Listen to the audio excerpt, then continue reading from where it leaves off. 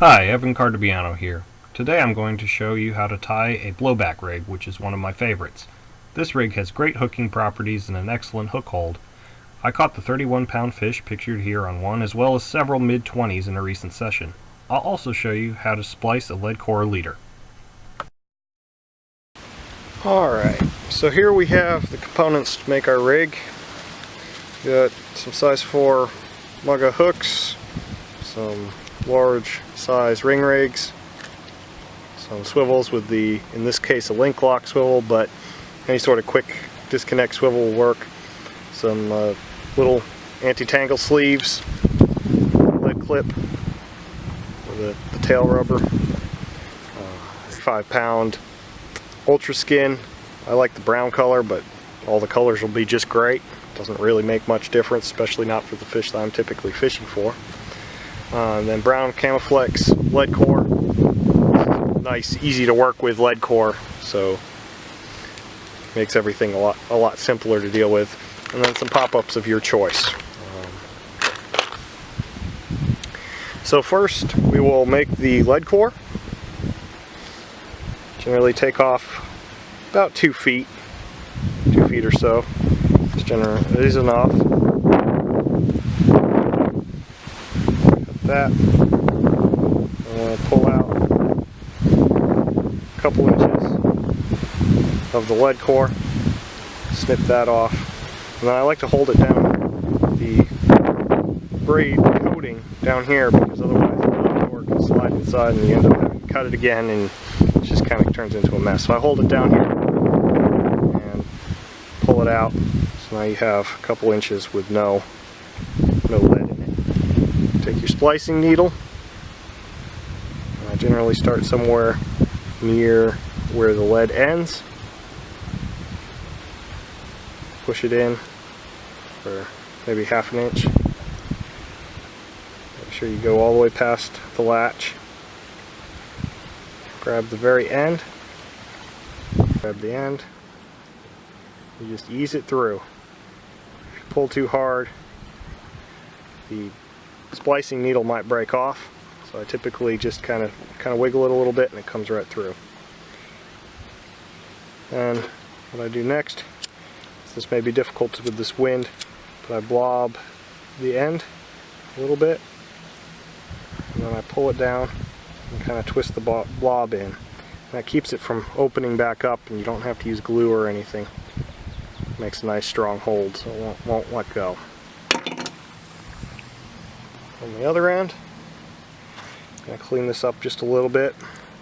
It's going to be hard to get the swivel on. Take our swivel.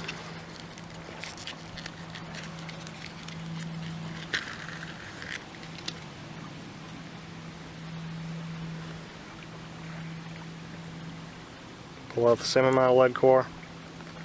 Snip that, grab back here. Pull it so that you got the end. It's Leadcore free. It's lead free rather. About the same distance on there. Pull on your swivel if you can get it.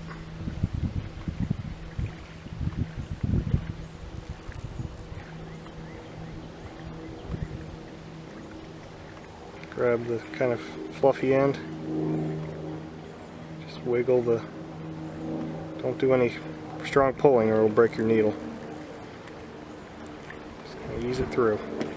And we got half of it. So if you get that, don't be tempted to leave it, because it will let go at a very inopportune moment. So just start over.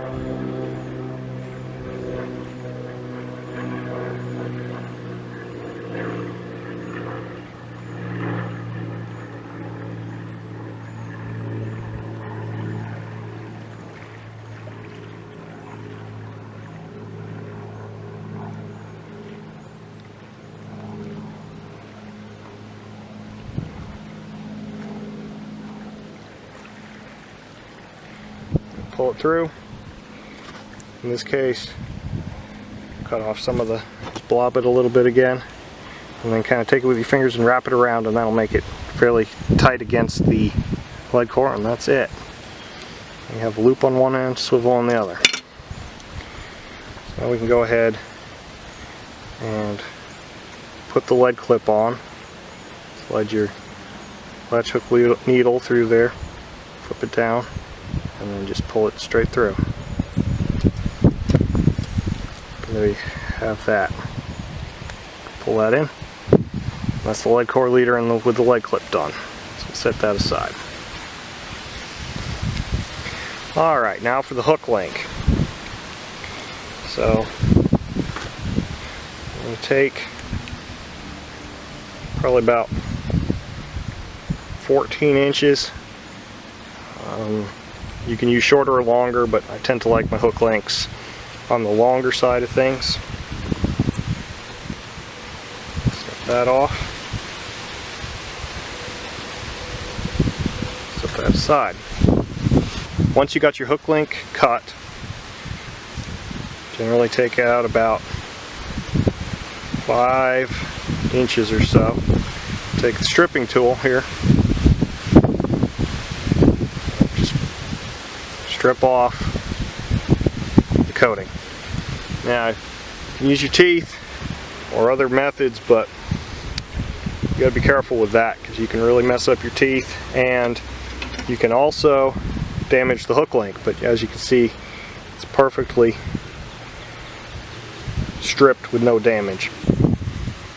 Just tie a little overhand knot, loop knot in the end of the hook link on the stripped end.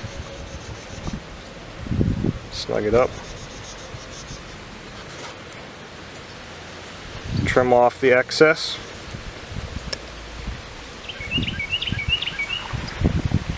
Now, in this case, I'm going to make a critically balanced arrangement. This rig works great for critically balanced and pop-up rigs.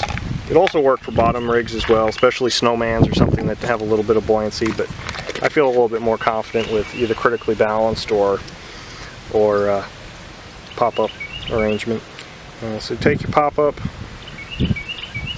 We're just going to put it on the hair. Nothing special. The reason I do this is to get the length correct, how long I'm going to want this to be set up. I don't have to put on a stop yet. I'm just using it to gauge the length of the hair. So, next step, we're going to take a little rig ring. This is a size large covert rig ring by Gardner. Slide that on there. Slide it down. Tie an overhand knot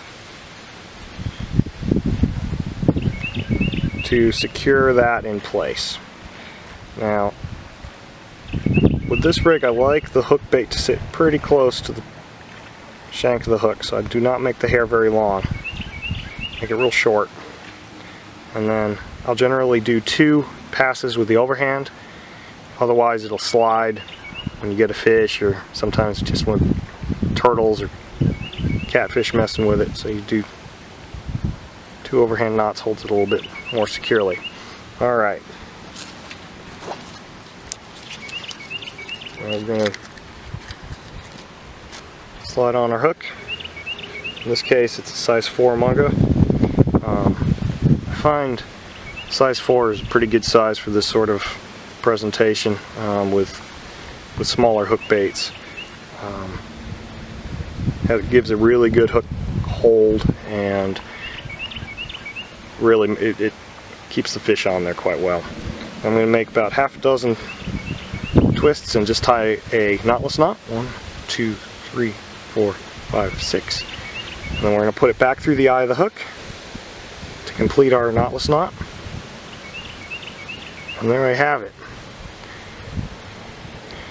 So you can see it does a pretty good job flipping over, but not great. Not on that side anyways. Did a little bit better. So we're going to put a little bit of rig tube on there. And you can use shrink tube, or you can use silicone. Since I don't have a good heat source for shrinking shrink tube, I'm going to use some silicone. Alright, so we got our silicone tubing right here. And use not too long of a piece, maybe half an inch or so. And if I was at home or if I had my stove set up, I would probably use shrink tube, but silicone seems to work just as fine. You could also use a pre-made lino liner, rig liner, and that would work as well. So just slide that on. As you can see, it's Try that side. Turns over a little bit better. So hopefully get the fish a little bit smoother. This will be all it takes right there. Now, on the other end, I'm going to tie a figure 8 knot, loop knot. And it doesn't have to be real small, it can be kind of long. It'll act as a boom section if you make it a little bit longer. So we're just going to tie the figure 8 there. Just gently snug it down. Wet it a little bit so we don't break the coating when we tighten it down. Tighten that up. We can use the little tightener here on the back side of the stripper tool to snug it down. Just trim the excess. There we have it. That's a rig that'll turn over quite well and hold fish excellently. So now, there's one last step. Since I said this was going to be a critically balanced rig, I'm going to whittle down this pop-up. Scissors, just kind of go around, just shaving off the edge of the pop-up. It's going to make a little cylindrical bait here. And basically, I'll keep doing this. I got a bucket of water. I will test it, see how it's floating until it's just holding the hook off the bottom. And this makes it really easy for the carp to suck it up when they're hoovering up the rest of your bait. Get this, and it'll go in a little bit deeper because it's so light, but they won't necessarily suspect that. So let me go test this. And that's just about right. The hook will sit just like this on the bottom, just waiting for a fish to come along. So to finalize this, we will take our anti-tangle sleeve and put it on one of these. These are Gardner baiting needle here. Doesn't have a big barb on it, it just has kind of a little indent. And that works great for things like this because it won't catch on them. And you can just slide it right over. Have it there. And then go back to our quick disconnect clip on this one, turn it a little bit, and line it up. And just pull it down onto it. And you could use a longer anti-tangle sleeve as well, but I find the shorter ones are easier to work with, and if you've doubled over the end of the hook length to make the loop, it acts as a boom anyway, so it makes a pretty good presentation. The only thing left is to add a weight. Slide back the tail rubber on the weight, slide it back on, and you are good to go. Here's the final rig. Now this rig is great because you can change out hook lengths really quickly, as well as weights. And if you're using a PVA stick or something like that and you're threading it on the hook link, this makes it excellent for that because you can just pop this off, slide it on, and pop it back on, and you're fishing. Hope you enjoyed. I hope you've enjoyed this video. If you would like more detailed information on tying a blowback rig, please check out Big Carp News, where I have an article with a lot more detail, pictures, and advice on getting the rig just right so you can catch your fish of a lifetime.